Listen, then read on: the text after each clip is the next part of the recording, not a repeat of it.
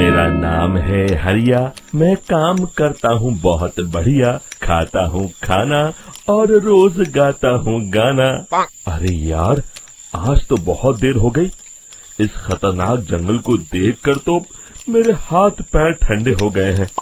अगर मैं वक्त पर गांव नहीं पहुंचा तो मालिक बहुत नाराज हो जाएंगे। तभी हरिया को एक आवाज सुनाई देती है। सुनिए हरु जी। अरे, ये आवाज किसने दी? तभी हरिया को सामने कुछ दूर एक औरत खड़ी दिखाई देती है। अरे भाई, ये औरत अकेली इतनी रात को इस जंगल में क्या कर रही है? चलकर पूछना पड़ेगा। फिर हरिया अपनी बैलगाड़ी उस औरत के सामने लाकर रोक देता है और उससे पूछता है। अरे सुनिए, आप इतनी रात को इस खतरनाक जंगल में अकेली क्या कर रही हैं? तभी वो औरत मीठी आवाज में कहती है, अरे हरु जी, आप आ गए। मैं कब से आपका इंतजार कर रही थी। वैसे तो यहाँ से काफी लोग गुजर चुके हैं, लेकिन मैं खास आपका इंतजार कर रही थी। अच्छा, तुम सच कह रही हो? मुझे तो यकीन नहीं हो रहा है। वो क्या है ना, आज तक किसी ने मुझसे इतने प्यार से बात नहीं की। हाँ हाँ हरु जी, मैं सच कह रही हूँ। अब देर मत करिए और जल्दी से मुझे मेरे घर तक छोड़ दीजिए। हाँ हाँ, कौन सी बड़ी बात है, अभी छोड़ देता हूँ। आप मेरे पीछे बैलगाड़ी में बैठ जाइए और मुझे रास्ता बताते चलिए। फिर वो औरत हरिया की बैलगाड़ी में बैठ जाती है और हरिया बैलगाड़ी हाँकता हुआ आगे चल पड़ता है। फिर उस औरत के बताए हुए रास्ते पर चलते चलते हरिया बैलगाड़ी लेकर एक काली गुफा के आगे आकर रुक जाता है। हरिया उस औरत से पूछता है, हाँ देवी जी, आपका घर कहाँ है? यहाँ तो एक गुफा के अलावा और कुछ नहीं है। तभी अचानक वो औरत हवा में उड़ने लगती है। देखते ही देखते उसका सुंदर रूप एक डरावनी चुड़ैल में बदल जाता है और वो जोर जोर से हंसती है। अरे तू तो एक नंबर का बेवकूफ निकला। तू तो बड़ी आसानी से मेरी बातों में आ गया। अरे मर गया रे, ये तो एक चुड़ैल है। हे भगवान बचा ले, ये तो बड़ी डरावनी दिखाई दे रही है। और फिर अगले ही पल हरिया की बैलगाड़ी में रखा सारा सामान हवा में उड़ता हुआ उस काली गुफा के अंदर चला जाता है और वो चुड़ैल भी उस गुफा के अंदर जाकर कहीं गायब हो जाती है। हरिया ये नजारा देख बुरी तरह घबरा और परेशान हो जाता है। अरे, ये चुड़ैल तो मेरा सारा सामान लेकर गुफा में गायब हो गई। अब क्या होगा? अगर मैं गांव खाली हाथ गया तो मालिक मेरी अच्छी खबर लेंगे। मेरी इस बात का कोई यकीन भी नहीं करेगा। फिर आखिर वही हुआ। हरिया के मालिक चंपक सेठ को हरिया की किसी भी बात पर रत्ती भर भी यकीन नहीं हुआ। चंपक सेठ को लगा हरिया झूठ बोल रहा है और उसने ही लालच में आकर सारा सामान हड़प कर लिया है। फिर हरिया को बेईमान समझकर चंपक सेठ उसे काम से निकाल देता है। अगले दिन अपनी दुकान में परेशान बैठा चंपक सेठ गुस्से में बड़बड़ाता है। अरे, दुकान में तो सामान बिल्कुल भी नहीं है। अब मुझे ही शहर जाकर सामान लाना होगा। फिर वो अपनी बैलगाड़ी लेकर शहर चला जाता है।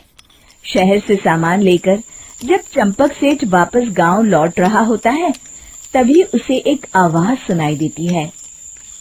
चंपक जी, ओ चंपक जी। अरे, ये तो कोई मेरा नाम लेकर मुझे पुकार रहा है। फिर उस रास्ते में वही औरत खड़ी दिखाई देती है। फिर क्या था, हरिया की तरह चंपक सेठ भी उस औरत के पास अपनी बैलगाड़ी लेकर जाता है और वो भी उसकी चिकनी चुपड़ी बातों के मुंह जाल में फंस जाता है। फिर चुड़ैल उसे भी अपनी गुफा तक ले जाती है और उसका सारा सामान लेकर गुफा में गायब हो जाती है। बेचारा चंपक सेठ लाचार होकर खाली हाथ गांव लौट आता है। फिर ये उस जंगल में रोज की बात हो जाती है। जो कोई भी शहर से कुछ लेकर गांव की तरफ लौटता, वो चुड़ैल उसे बेवकूफ बनाकर उसका सारा सामान लेकर गुफा में गायब हो जाती। एक दिन हरिया एक लकड़हारे को उसी जंगल की तरफ जाते हुए देखता है। फिर हरिया उसे रोकते हुए कहता है, अरे भाई, क्यों अपनी मौत को दावत दे रहे हो? मेरी बात मानो, आगे जंगल में मत जाओ, वहाँ एक बड़ी भयानक चुड़ैल रहती है। लकड़हारा हरिया की बातों को नजरअंदाज करते हुए कहता है, अरे भाई, मुझे पहले ही बहुत देर हो चुकी है, मुझे जाने दो भाई। शाम तक लकड़ियाँ काट कर शहर के बाजार में बेचना है। तुम अपनी ये कहानी किसी फुर्सत में बैठे इंसान को सुनाओ, मैं तो चला। इतना कहकर लकड़हारा वहाँ से आगे जंगल की तरफ चला जाता है। फिर अगले दिन गांव के मुखिया के घर के बाहर बहुत सारे लोग जमा हो जाते हैं। तभी हाथ में कुल्हाड़ी लिए खड़ा लकड़हारा कहता है, अरे मुखिया जी, अब आप ही हमें बचाइए उस जंगल वाली चुड़ैल से। हमारा सारा काम तो शहर से ही होता है। अरे मुखिया जी, उस चुड़ैल की वजह से तो मैं पूरी तरह बर्बाद हो गया हूँ। हम सबको मिलकर उस चुड़ैल का कोई इलाज करना पड़ेगा।